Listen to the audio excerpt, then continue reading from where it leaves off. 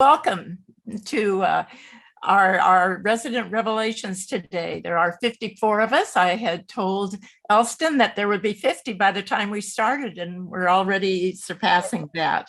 It is my great pleasure today to introduce to you Elston Hill, who needs no real introduction at Mirabella. They didn't move in until July, and he and Jackie have already become well known here because of the wonderful photographs that he takes. He sometimes goes out as early as 5:30 in the morning. And I just asked him how many, we have a lot of walkers here at Mirabella, but I asked him how many of us he had met out there at 5 in the morning. And so far, he hasn't met any of us that early in the morning. But Elston was born in China and then grew up in Japan and in Brazil. So he's had a very interesting background. He did kind of very traditional academic things with a couple of degrees in history, and he's taught at UCLA and but has always been very interested in hiking and nature, and actually met his wife Jackie hiking in the Santa Monica Hills. And Jackie has a number of degrees in nursing and has taught university level nursing classes as well. So they go hiking together and have taken wonderful trips and have gone to places in the world that most of us haven't even thought about going. So it is my great pleasure today to introduce Elston to you, and you'll get a glimpse of Jackie, but Elston's going to tell the stories. Welcome, Elston. Thank you. Well, this is probably going to be the most lowbrow of the presentations you've had in this series. But anyways, today we want to have fun telling you about some trips we took. When we retired to Port Angeles in late 2001, we had no idea what we were going to do. We knew we wanted to travel, and we spent the first year exploring the peninsula. But then the next year we decided that we'd like to go to Patagonia. And so we booked this trip to Patagonia at the last minute. And the people, when we called them and we asked them, do you still have room? They said, yeah, we can fit 2 more in. And then a couple of days later, they said, would you mind being a trip of 2? It does seem like our bus is a little full. And we said, that'd be fine. And it turned out we discovered, and we kept meeting up with the other group, and they all became quite jealous of the fact that we could do a lot more and visit a lot more places as 2 people. So that taught us that doing trips of 2 was going to be the thing for us. The next thing we did was go on do over the next 2 or 3 years 4 Arctic canoe trips. The 2 that I'm going to mention were our 2 favorites. First, we paddled 500 kilometers to the Arctic Ocean on the Horton River. Now, the Horton River is the most northern river in North America. We went 500 kilometers, only one other guest with us and our guides. And for 3 weeks, 500 kilometers, we saw not a single dwelling, and we met one couple from Austria for 5 minutes. Now, here is when we got down close to the mouth of the river, and we climbed up over this bank and looked down at the Arctic Ocean. And then we walked down there, and Jackie stepped into the Arctic Ocean for the first time. The other trip that was really great was when we paddled the Thompson River on Banks Island. That's the most northern river that can be paddled on the planet. It had 70% of the world's musk oxen. The island is the size of Maine, has Canada's 2nd largest national park, but only an average of 30 people a year actually get up there and get to visit it. So we felt very fortunate to paddle the Thompson River. After that, we got a contact with this guy and arranged to paddle across Patagonia, paddle across Chile. But that's not much of a feat when you look at a map and see how thin Chile is. Now, Jackie's passion, what she said, among other things, was she didn't care what else we did, but she had to go on African safari trips. So I went on the internet, found this woman in Cape Town.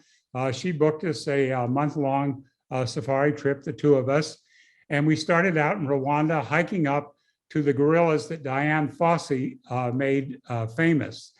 And we had barely arrived there when this male silverback, who was about 50 yards away, suddenly charged right at me. He charged and ran straight by me, swung his arm within a fraction of an inch of me. And all I could figure out was that he just wanted to show me who was in charge of his little harem. This is me learning how to French kiss with a giraffe in Nairobi. Now, one of the more spectacular sets of trip we took two trips on the Captain Klebnikov, a Russian icebreaker that actually had been mothballed with the fall of the Soviet Union. And this Swedish man paid the Russians to get it back in shape. It only took 105 passengers. The first time we went on it had 105, the second time, 59 passengers. And we went down well below the Antarctic Circle, which is something that most Antarctic trips don't do. And you can see the gangplank over there.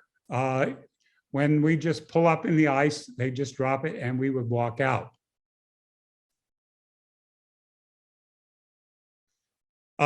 The emperor penguin colonies are usually with big icebergs around 10 stories above the water, 90 stories below to afford protection for the colonies. And when the season begins, they walk something like 90 miles to feed their chicks. By the time we got there in late December, it was almost time to abandon the chicks. And here you can see a chick probably getting what might be his last feeding. So somewhere around Christmas time, the parents abandon them and the chicks finally find out that they're going to be on their own. Again, that's our ship with some emperor penguins walking by. Without even any planning, to our surprise, over the next few years, we managed to encounter all 17 species of penguins. On that trip, we passed by an iceberg that was 39 miles long. Now, 2 or 3 years before that, it had actually been over 200 miles long, but it had broken down. This was only 39 miles long. We had helicopters on the ship, so you can see we flew over. You can see all of the little people up there. And the ship's crew built an ice bar for us. And the crew served us all champagne to celebrate the landing on that iceberg. They had a polar plunge. This is actually one of the young crew members who went in, and you can see that he has a rope because with the water that cold, a person could go into shock and they want to get him out quickly. But she did fine. You can see 3 Adelie penguins. The king penguins and the Adelies are the 2 that are way down there in that part of Antarctica, but you can see the 3 amused Adelie penguins. Now, when we were down in the Argentina, we kept meeting up with these young British couple, and we kept, we spent a whole year traveling in detail to every country in South America, and we asked them, what was your favorite country? And they surprised us. It was the last country we expected, Bolivia. And they said Bolivia is just the least Americanized of the South American countries, the most genuine country to visit. And so, of course, we had to go to Bolivia. We joined this small group for 3 weeks. We started in the Amazon, worked our way up into the Andes. We were finally at 16,000 feet, where I had difficulties breathing at night. But anyways, the most memorable thing was the carnival, and also going out on the salt flats. We drove out an hour on these salt flats. It's very thin, only in the certain time of year is there enough water to accumulate out there on the salt. and make it possible for us to ride out on the salt flats like this. And most of the time, we just sat on top of our Jeep as we went out there.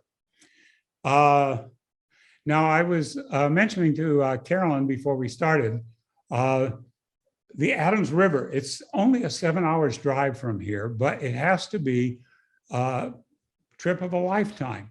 And we have already made reservations to go up here this year. They have the salmon come up the Fraser River, they come up to the Adams River, and they only have a dominant run every 4 years. This year is the 4-year run. We've already made reservations. We can cancel them up to 2 days in advance. So in case COVID somehow does its nasty trick on us, or in case there's something that happens that the salmon run is not there, we can cancel. But believe me, this is a spectacular thing to do. And I'd be happy to provide information to anyone interested in doing this. One island we were fortunate to visit 3 times was South Georgia, sometimes on Russian research ships with 48 passengers. This time we came down on the Captain Klebnikov again, the icebreaker. We started out in the Falkland Islands and we went for 37 days all around the far side of Antarctica. These are I should have referred to the emperor penguins before. These are the king penguins, very bright colored, almost as big as the emperor penguins. And there's something like 1.5 million of them on South Georgia. One thing is the wildlife here, they have not had predators. And so they just pay almost no mind to humans when they come on shore. And we would come on shore in zodiacs in groups of 12 people. And as I said, this trip was fantastic to have only less than 60 passengers. On our trip down that way, we encountered another species of penguins, the chin straps, albatross. Sometimes they can just fly around the whole globe in a week. They're so light that they don't have to do much flapping of the wings. They just fly on the air currents. Again, some more pictures of king penguins. This is the kind of zodiac that on these kind of trips we routinely got into. This is an iceberg with those chin strap penguins. And in the background is one of the islands in the South Sandwich Islands. The South Sandwich Islands are volcanic. There are still live volcanoes there. And less people have been to the South Sandwich Islands than have been to the top of Mount Everest. I was sure when I read all about it and the big winds and currents down there that we'd never get to land. In fact, we got to land several times on that island. On days when there wasn't much to do, they would entertain us by taking us up in the helicopter, and we got a view of our icebreaker going through the ice. By the way, that icebreaker prior to this trip rescued an American icebreaker. The icebreakers, when we see them here, the American ones are just a fraction of the size of the Russian ones, and actually rescued one down in the Ross Sea. You get apparently this incredible sun effect down there in the Antarctic. And remember, we had 24 hours a day. And by the way, on our 37-day trip, we had to change our time, lose an hour, 13 different times in 37 days. Our ship pulled up into the ice, and these curious Adelie penguins walked right up to the ship, curious to check us out. That morning, it was early, and Jackie and I were about the only ones up. So we walked down the gangplank, and before anybody else, just wandering around on our own, and Jackie went up to the bow for her picture. Here's an emperor penguin with, of course, you can see the icebergs around. This was an amazing event. They would rotate us each time for doing the helicopters, since they could only take 5 people on each helicopter, and they had 2 helicopters. But there was this ice flow, 330 miles of ice flow. And as it gets down to the Antarctic Ocean, as it goes over the ground, it develops these ripples, and then it breaks along the ripples. We actually flew down, and we were the last ones of the day. We got there at midnight, and right at midnight, we just went down and we flew right up that ice canyon below the surface of the ice. On our second trip to Africa, one of the fun things we did, we started in Cape Town and we drove over to a little east of Cape Town and went down in this shark cage, white shark cage diving. There's a lot of white sharks off the coast of Africa there. And they tell me that, in point of fact, they've got a lot of great swim beaches and the people swim there and they never have a clue that these guys are right out there. Now, the other really fun thing we did on this trip is we went to Victoria Falls. This was the drier season, so the falls weren't flowing very big, and a boat took us down the river almost to the falls. We got off at this island, and then we swam across this channel. Later on, I pointed to Jackie to her great displeasure that there was actually a rope across there, and I said, I think that's so in case you get swept down in the current, you can grab it and not go over. So we swam out to this rock, and then from there we were supposed to swim across Devil's Pool. Well, at this point, Jackie was practically hysterical, and she said, I'm not swimming out to the edge. And so I swam out to the edge with the guide. And so then he turned to me and he said, is it all right if Mama doesn't swim out here? And I said, Mama does whatever Mama wants to do. Anyways, he then asked me if I'd like to turn over on my tummy and crawl out on the and look down over. And I said, sure. And the flow wasn't very big and it wasn't very deep there. And then he said, and Jackie heard him say this, would you like me to hold on to your legs? And I didn't really see any reason, but that was fine. And so I'm rolling over on my belly, crawling out there. And when I look down, it's 330 feet down, but it's not straight down. Actually, the rock curved down under me. And Jackie was sitting up there, again, almost hysterical, watching him hold my legs. We just love the Arctic, and we wanted to go up the ice road in the winter. I went on the internet and I found this German guy who lives in Whitehorse. And so we flew up to Whitehorse, and then from Whitehorse, he drove us up to Dawson, and then we went right on up north to the Arctic Ocean on the ice road.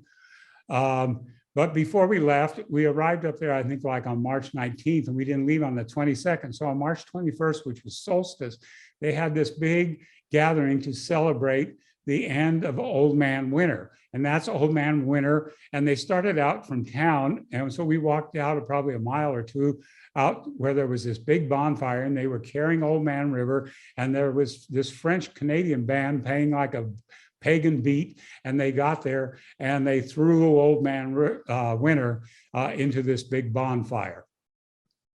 This was the McKenzie River. We finally got up there. The last 70 miles of our trip were down the McKenzie River, and then another 20 miles out to this Inuit village. They plow this regularly so that the ice stays cold and frozen. The ice is so thick and so hard that some ice come down this river in the winter, but they are required to stay at least a couple miles apart so they don't get, and to drive no more than 15 miles an hour so as not to rock the ice and break it. We did a couple of trips to Katmai National Park, which has the largest grizzly bears on the planet. Each time we went, the grizzlies were busy fishing, and on each of the trips, at one point, we actually had 13 grizzlies in a circle around us, feeding on the salmon. Now, normally the mothers don't come down to the rivers when the males are there because they'll kill the cubs. But this female was just incredible. She just swaggered through there None of them dared touch her. And you can see her little grizzly. He just pranced around and was totally unafraid with Mama there. This is her out there with the grizzly.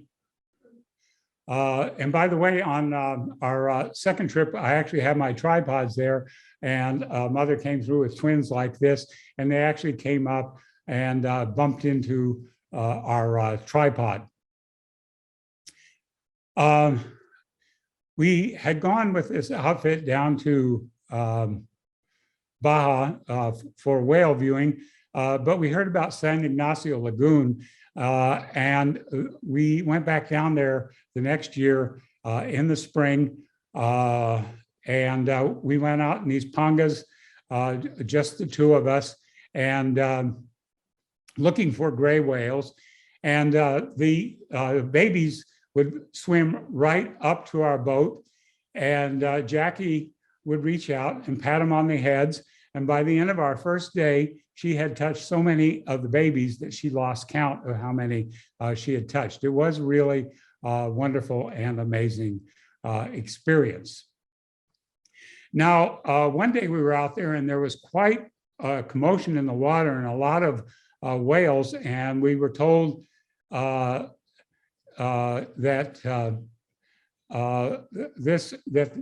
this was sex going on, and that the gray whales help each other get in position for this activity. Well, then all of a sudden, we had this stunning experience, and I got this stunning photo. And I'll tell you that I know this photo is really unusual and stunning because when I had my pictures posted on the internet, one day I looked down at my phone and the caller ID said it was Noah, N-O-A-A, calling, and I answered the phone, and it was this woman asking permission to use my phone and saying that she had spent months looking for a photo like this. Midway Island, just an incredible place. It was only open for a few years for groups of 14 to go out there. Something like 1.5 million albatross out there in the spring. If you go there in the fall, there's none, but they come down in the winter to have their chicks. And then they fly all the way up to feed their chicks from Midway Island up to the Arctic and back to feed their chicks. Now, when we went and got on this little plane that carried 14 people out to Midway, it was a funky little 2-engine plane. And I said to the pilot, "How old is this plane?" And he said, "Oh, it was built in 1965, but it's in great shape."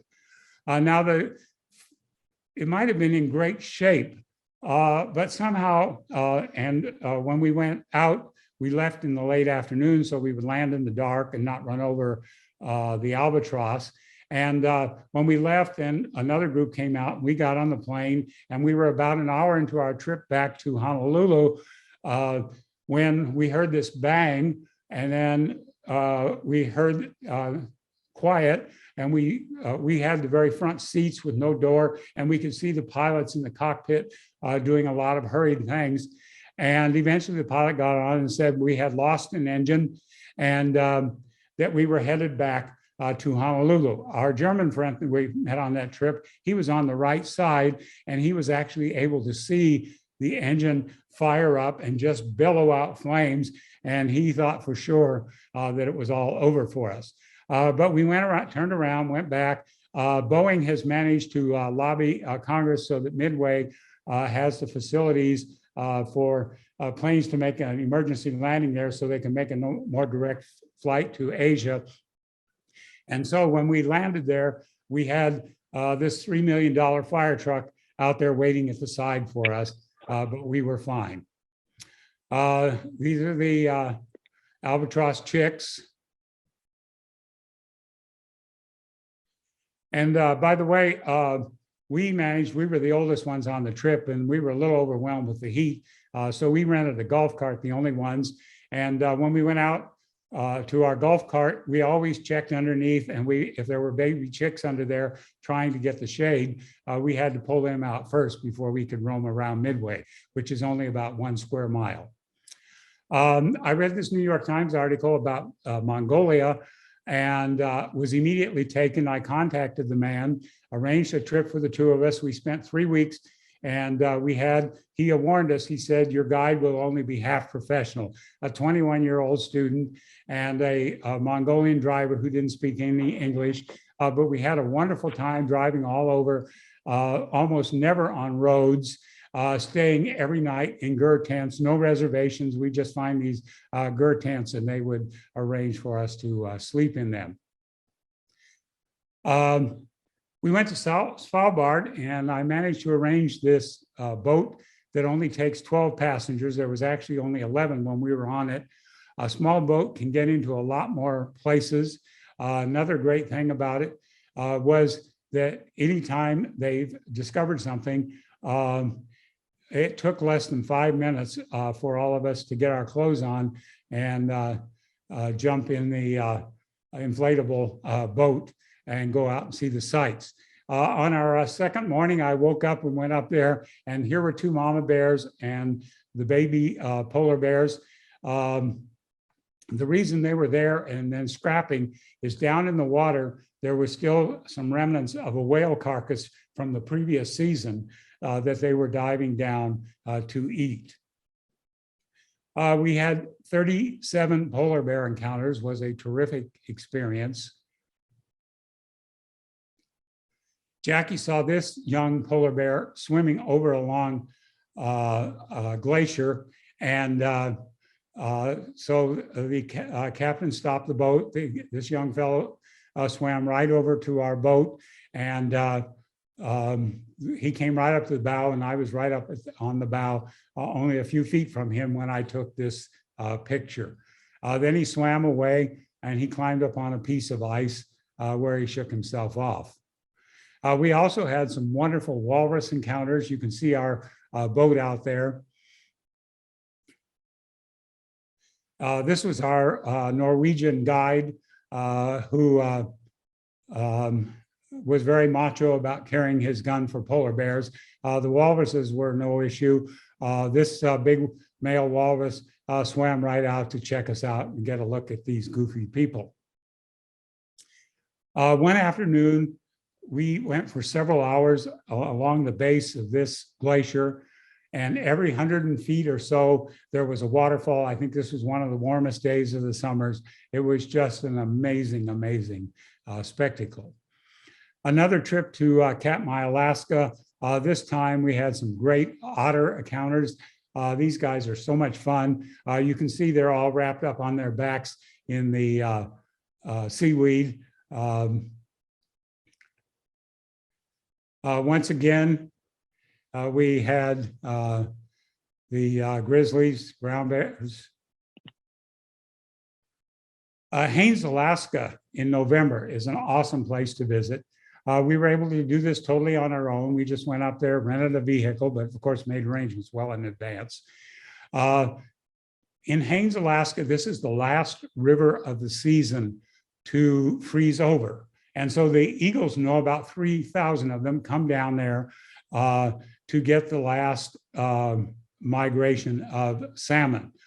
The eagles are amazing. We never saw one tender moment.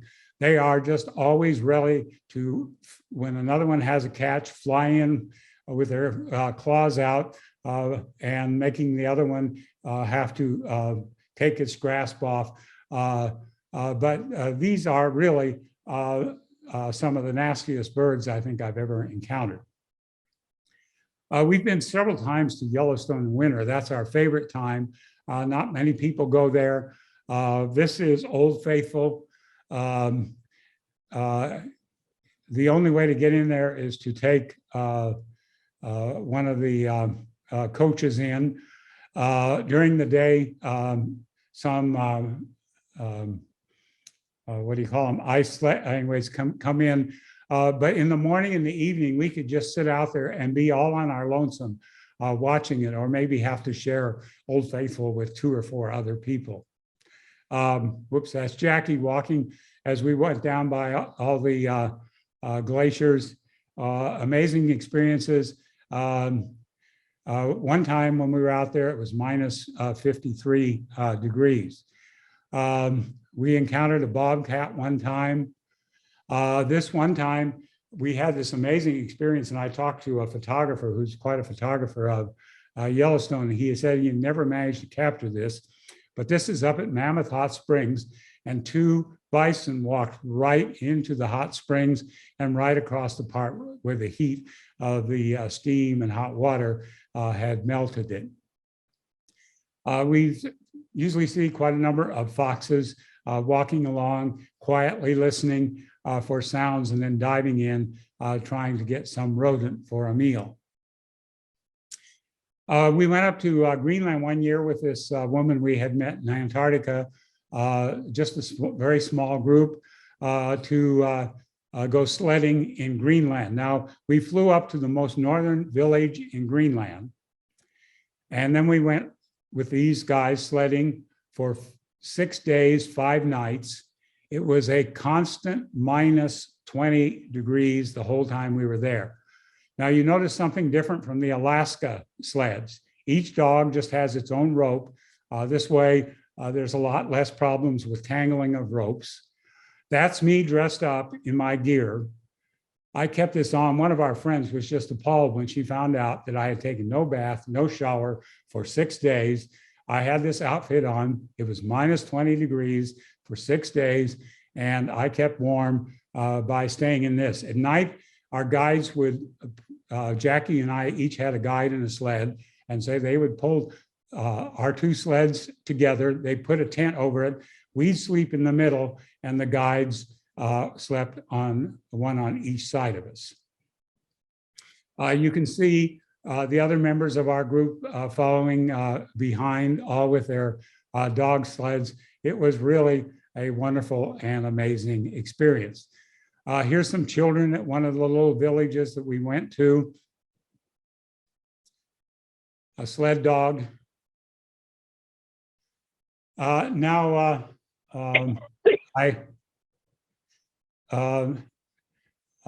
was listening to this program on PBS by what's our big photographer here in the Northwest, and it was about going to the Pantanal, the world's biggest wetlands, and we just had to go there. And the biggest objective was they have the biggest jaguars. They're twice the size of the jaguars up in the Amazon. They also have the largest otters on the planet.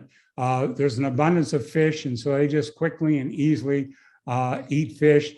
One night, unfortunately, it was too dark and I couldn't get pictures of it, but a whole family of otters was trying to go up in their den, and the jaguar came down there. And so there was this like about 20 or 30-minute encounter before the jaguar finally backed off. Mostly the jaguars eat caimans. That is, they're small crocodiles that are abundant in this area. One of the best kept secrets is the Falkland Islands. The first time we visited on a Russian research ship, I was frustrated by the shortness of the stops, only an hour or two, 1 or 2 or 3 a day. And we met this British couple who told us that they had flown down on the Royal Air Force. Well, what we found out is Land Chile has a flight once a week over there, which the Argentinians have just objected to vehemently. But one can fly in on this flight. These are some king penguins. We would stay with local farmers. At this particular island, the farmer had cottages on 2 ends of the island, and he'd take us out first to one and then the other. There were only 2 bedrooms there. At this particular site, it's 5 miles of lakes and albatross all along the cliffs there. And then there's also rockhopper penguin colony, penguins, which are just amazingly fascinating. And the colony was 15-minute walk from our cabin. The second time we went, there were these pup tents outside our cabin. And they told us that this was the BBC, and the BBC was actually down there for 2 months filming this colony.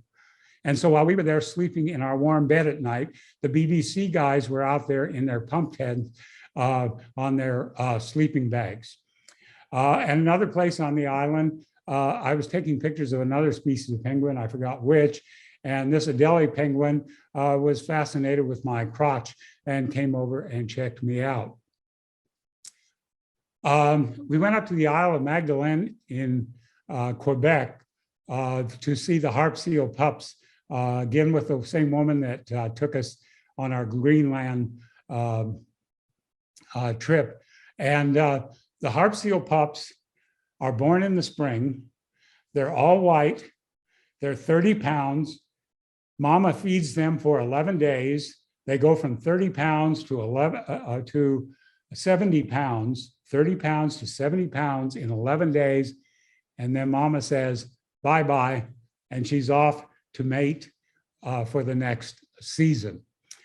These guys now are left on their own to finally figure it out and how to get out there on their own. Now, I'm only a fraction of an inch away with a very wide angle lens. You can see how close I got to these pups. Our German friend who also went with us, he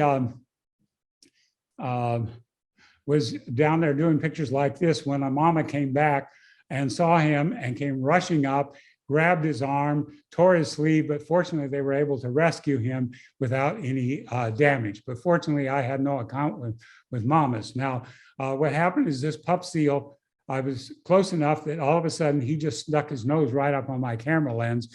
And so I had to stop to clean my camera lens before I could take any more pictures. On our third trip to Africa, another safari of 2 people, about 3 or 4 weeks along, we flew into Victoria Falls. And since it was the 2 of us, we were on a plane, 4-person plane, but Jackie sat in the back seat, and she happened to find this magazine there that told about full moon and the full moon rainbow on full moon nights. And we checked, and sure enough, we had arrived at full moon. And so when we got to the hotel, we arranged for a ranger to take us out that night. And we went out and we got this photo of, this is taken at night in a full moon, with, of course, a number of about 15 seconds of exposure to get the rainbow effect. Whoops. Okay. Some of our great experiences are right in this area. On our way up to Quebec, to Vancouver, a ranger, the border agent, told us about snowy owls, and we saw snowy owls there. And then the next year, there was this eruption 2 years in a row, and this was out at Ocean Shores. We managed to encounter a number of snowy owls, but this was, of course, our favorite, as he just sat there for an hour posing for us. We heard about this place in Argentina, where the orcas actually, they hand it down from generation to generation. It's only in this part of the world. I think if you know that in some areas, orcas only know how to feed on fish, and others, they only know how to feed on seals, whatever they learn as growing up. But in this place, one of the things they do in the spring is come up and nab baby seals. This is an orca whale, came up to the beach. It's very dangerous because if they get up too far, they're stranded. But you can see he's nabbed a small seal pup, and then he takes the seal pup out and plays with it, and the young learn to play with it, and that way they learn the experience of dealing with and catching. We also saw a mother one day going up on the beach where there were no seals, just showing her young how the whole thing was done. Another fascinating experience, we had permits to be down there on the beach. And guess who had permits over there right beside us? It was the same BBC crew that had been out there with us on the Falkland Islands. At the end of that trip, we went up to Iguazu Falls, one of the most spectacular falls that you can visit. We stayed on the Argentina side, but we also went over and visited the Brazilian side, which this is. Bhutan is a wonderful country to visit because it's much less westernized than most Asian countries. It also, they limit the tourists by only letting high-end tourists come in. There's sort of a minimum amount that you have to spend per day. And so this limits the number. We went with a small group to Bhutan. One of the most interesting experiences we have on part of the trip, it was just the two of us, and we went to hike up, or we went to visit this temple. And when we got to the temple, we walked around the outside, and then when we went to go inside, they told us, well, you can't go in because the three wives of the king had retired and his son has replaced him. But anyways, his three wives were in there. And so we said, well, we understand. And then they told us that the three wives have said that you may come on in. So we went in, we met the three wives, and then we met one of their sons, a prince who spoke very good English, very American educated, and we had a lot of fun chatting with him. This is the longest swinging bridge on the planet. We walked across this bridge, and our guide picked us up over on the other side. As I said, Bhutan is a wonderful place because people still visit are in traditional garb. Now, a place that I avoided going through Bangkok to get to Bhutan, but my German friend persuaded me against all my instincts to go visit it, is a temple where they supposedly take in leopards that have somehow gotten in trouble. Anyways, we spent several hours there in this very unusual circumstance with the leopards. We also got to walk them on leashes and even live to tell about it. Only a few years ago, we went up to Nome, flew across to Anadar in Russia. And by the way, flying into Anadar is like flying into the old Soviet Union decades ago. It was really a weird, strange feeling. We got on this Russian research ship and with 48 passengers, and we went up the coast of Siberia. And this is one of the residents of this small village. We also stopped off on this island where we got nice photos of horned puffin bringing their fish in. The chicks are back there, but they make them stay out of sight because of the predators. So we got up to our destination, Wrangel Island. This is Wrangel, not like the one in Alaska. This is Wrangel Island, featured a few years ago in National Geographic because they called this the most pristine wilderness left in the world, an island size of Maine. We went across with a superintendent. We were the first tourists to ever get to do this, and we had to pay for 2 trips plus the trip across the island in a Russian vehicle that had 6 wheels. Each tire was taller than I am, and we went across the tundra for 11 days. We had close encounters with polar bears. Unlike the Norwegian, the macho Canadians and Americans, the Russian Rangers do not carry guns, and they have a better safety record than their counterparts who do carry guns. Going across Wrangel Island, we got to see snowy owls in the Arctic. And then something I never thought I could see, which just thrilled me, is we actually saw young or more full-grown chicks ready, you can see, to lose that last brown layer of feathers. The chicks were starting to fly around 10 to 15 yards, practicing getting up their strength so they would be able to fly when their parents departed. Jackie took this wonderful photo of 8 young foxes at a fox den. The parents were all out hunting, but these foxes just sat there and stared at us and were very curious about us. Only a few hundred miles north of us up on the BC coast are the spirit bears. Until a few years ago, they were basically unknown. The indigenous people tried to keep them a secret, fearing that people would come in and kill them off. The reason they have this white color is because they're geographically isolated. So they've developed, not all of the black bears up there are black, but there's quite a number of white bears that have been considered spirit bears. National Geographic did an article a few years ago on the spirit bears.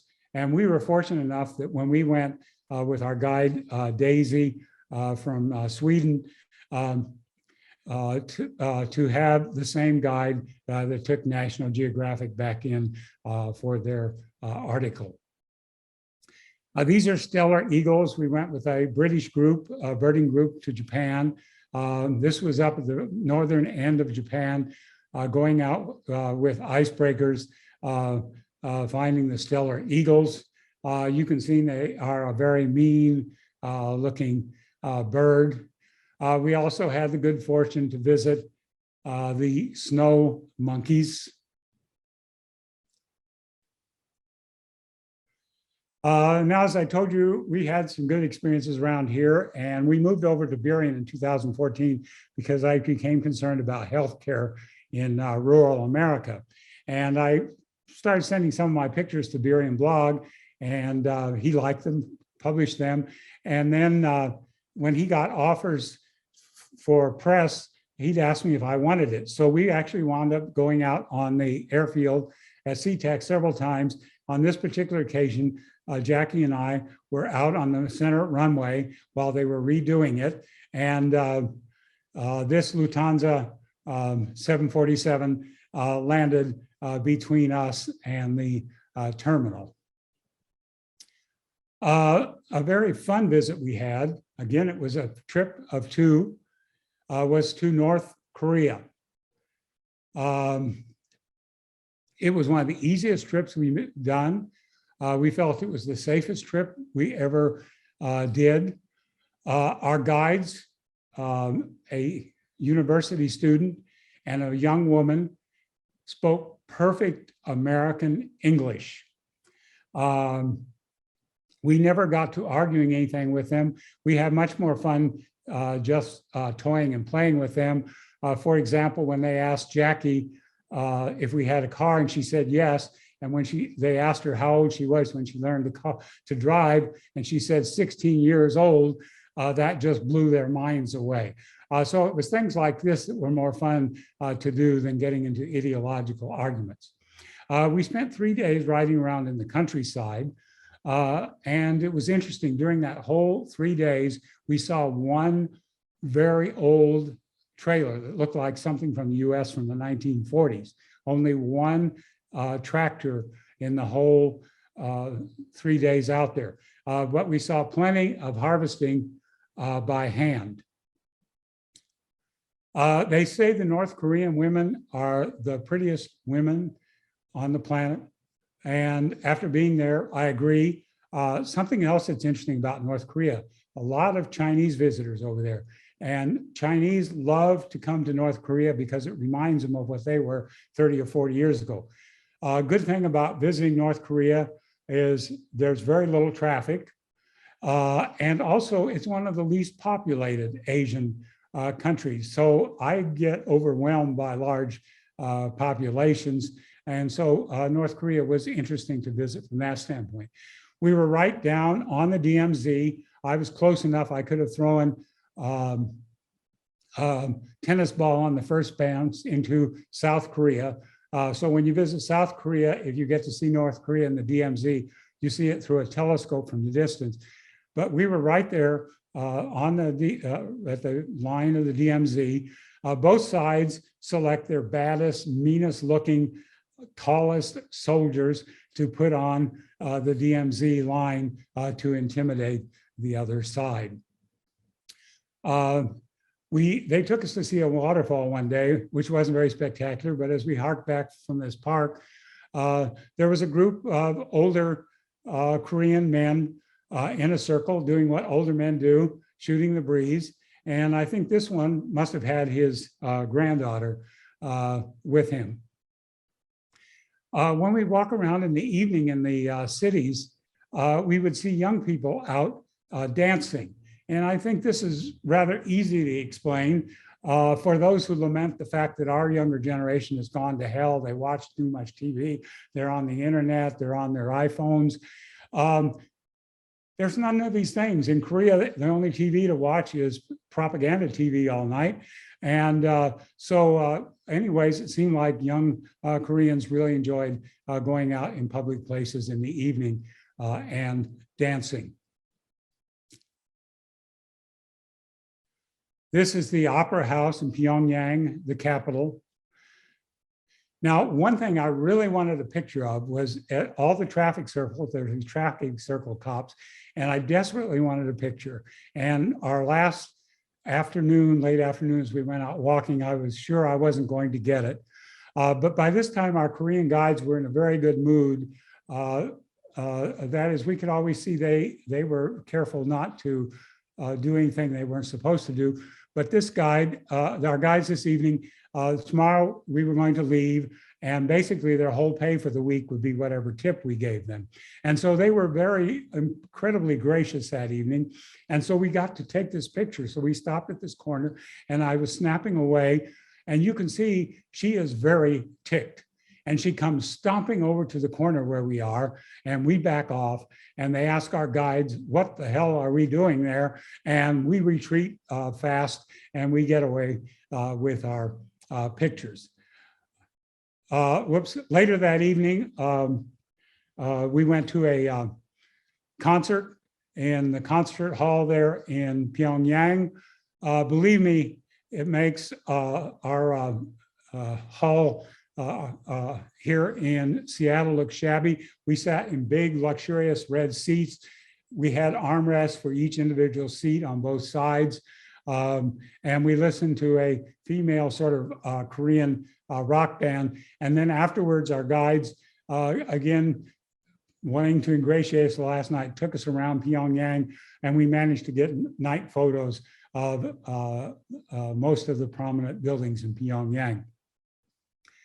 One of the fun things I got to do when invited on one of these press things is I got invited over when Jeff Bezos gave his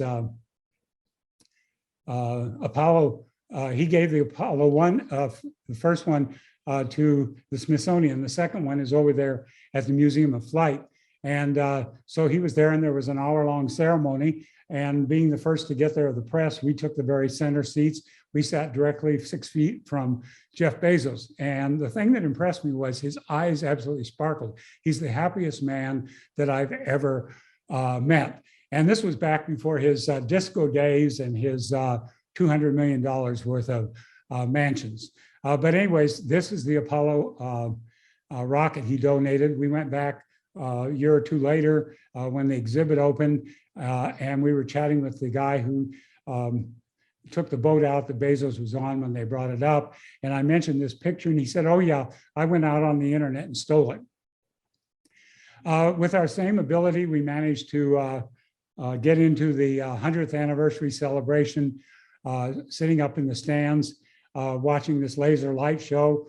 There I was, grubby, sitting in my jeans, and over right across the aisle from us were all the biggies from Boeing, including the CEO, all dressed in their unbelievable finest. 5 years ago, we went down to Ontario, Oregon to see the eclipse.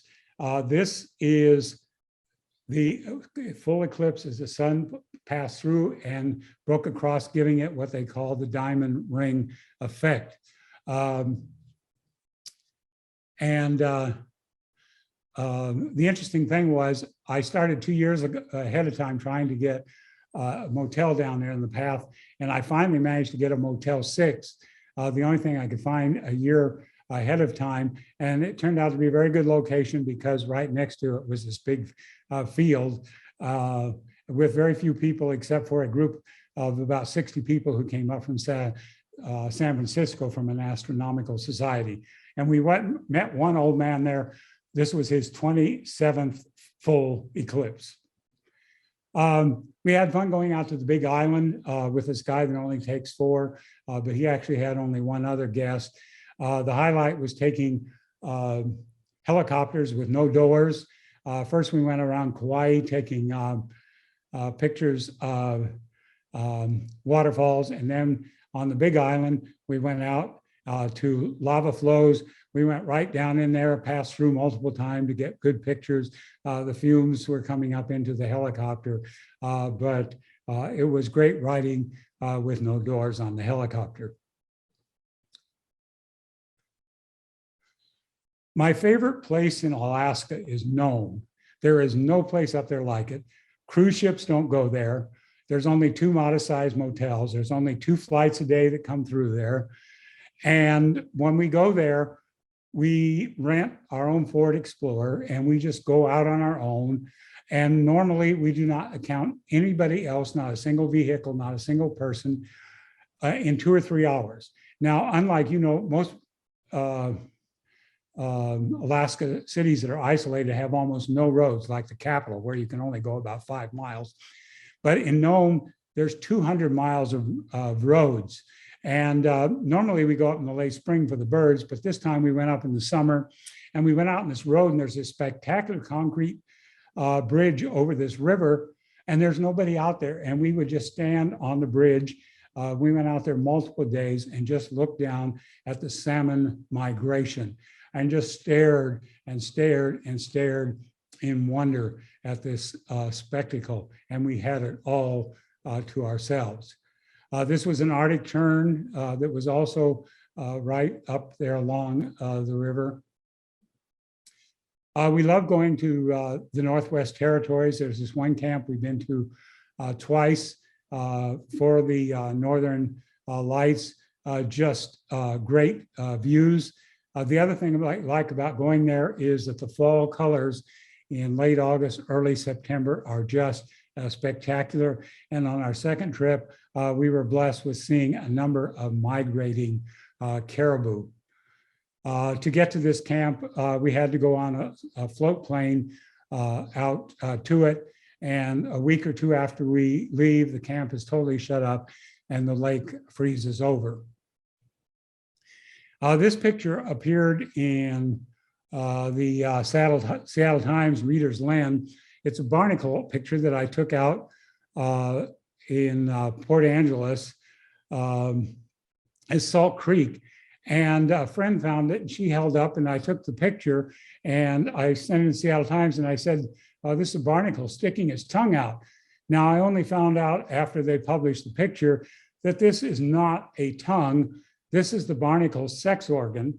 And in proportion to its size, they have the largest sex organ of any species on the planet.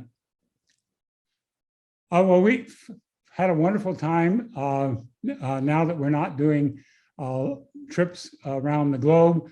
There's no better place to be than with all of you. You've all been so welcoming.